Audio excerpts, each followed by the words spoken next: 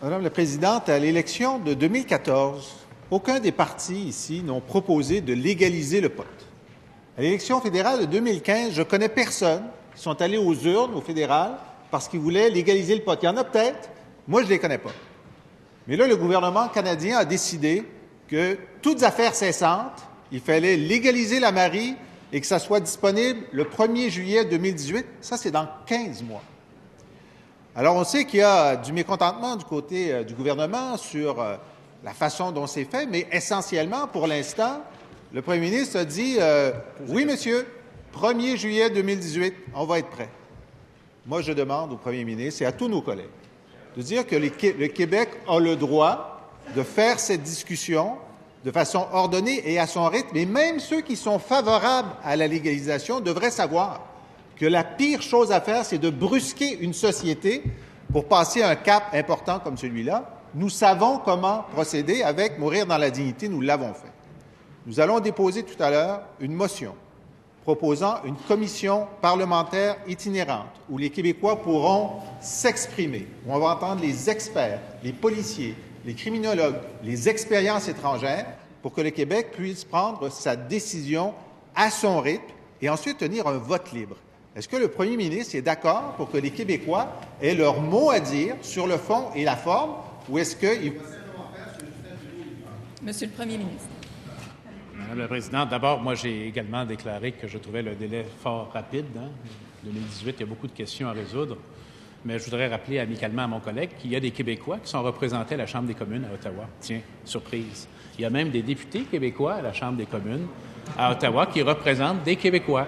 Et c'est là que va se dérouler le débat de fond sur la légalisation. Cependant, là où je le rejoins, c'est qu'il faut également, bien sûr, qu'on ait un débat au Québec sur les impacts sur, bien sûr, les juridictions du Québec, les différents points à résoudre. Alors, j'ai demandé à mes collègues qui déjà sont au travail là-dessus depuis un certain temps de dresser un document, une liste assez exhaustive des éléments de discussion correspondant aux juridictions du Québec. Par exemple, l'âge d'utilisation, les questions de sécurité routière, les questions de santé publique, les questions de points de vente et d'autres encore, afin qu'on puisse avoir un forum. Quelle forme prendra ce forum? On aura l'occasion d'en discuter, puis mon collègue pourra nous en faire des propositions. Mais on veut effectivement que la population puisse s'exprimer, non pas sur un enjeu législatif qui va suivre son cours à un autre Parlement, sur lequel les Québécois sont présents, mais sur les implications au Québec de cette législation fédérale.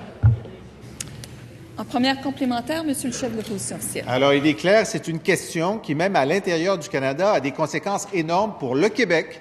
Et le Québec forme une nation qui tient ses débats et qui avance à son rythme.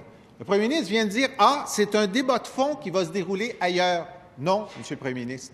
Nous proposons que le débat de fond se fasse ici, à la fois sur le principe et sur la mise en œuvre. Pourquoi refuse-t-il que les Québécois décident d'une question aussi sensible où il y a des membres de son caucus qui sont contre?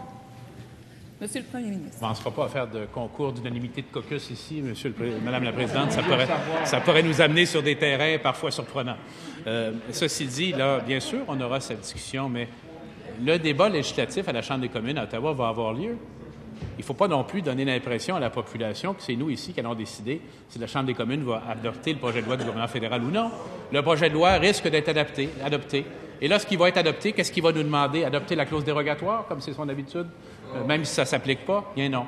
Alors, ce qu'on doit faire au Québec, c'est prendre acte de ce qui est en train d'arriver à l'autre Parlement où nous sommes représentés et nous concentrer sur les éléments, Madame la Présidente, qui sont de notre ressort, notamment les questions de santé publique et d'autres, et la protection des jeunes. En deuxième complémentaire, Monsieur le chef de l'opposition officielle. Peut-être que le premier ministre ne se souvient pas qu'il a lui-même utilisé la clause 5 fois, mais plus fondamentalement, le Canada peut adopter une loi, et puis nous, on peut décider ici qu'on va aller dans le même sens ou qu'on va s'abstenir. On peut prendre ces décisions-là. Le premier ministre ne veut même pas qu'on en discute.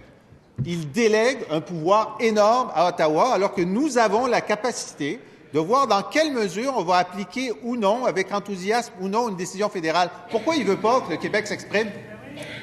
Monsieur le premier ministre. Parce que le collègue, avec tout respect, ne pose pas la question de la bonne façon.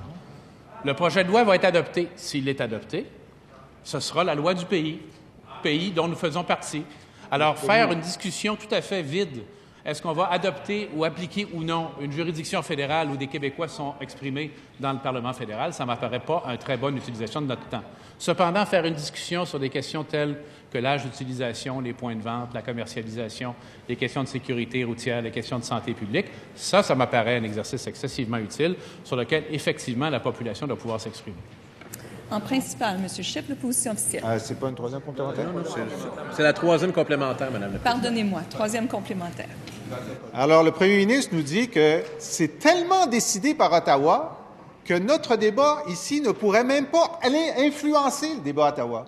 Que si nous, on a une commission parlementaire et on dit à Ottawa, le 1er juillet 2018, c'est non. Attendez qu'on prenne une décision. Attendez qu'on fasse nos recommandations. Lui, il pense que c'est comme le Canada est un pays étranger dans lequel nous n'avons rien à dire. Ben non, moi je pense qu'on a des choses à dire au Canada et on peut leur dire que c'est complètement artificiel. Monsieur le premier ministre. Je suis très heureux d'entendre mon collègue dire que le Canada n'est pas un pays étranger. C'est un changement radical de cap pour le Parti québécois. Ça durera pas. Mais je pense pas que ça dure très longtemps, cependant. Mais je vais quand même me satisfaire des quelques minutes pendant lesquelles ça va durer. Alors, effectivement, le Code criminel, c'est la juridiction fédérale. C'est là que ça se passe, ces décisions-là, ces discussions-là. Nous, on s'occupe de l'application et des sujets comme la santé publique, la protection des jeunes qui sont de notre juridiction. Il y aura, bien sûr, une conversation avec la population là-dessus, mais chaque chose en son temps et chaque chose au bon endroit, Madame la Présidente. En principal,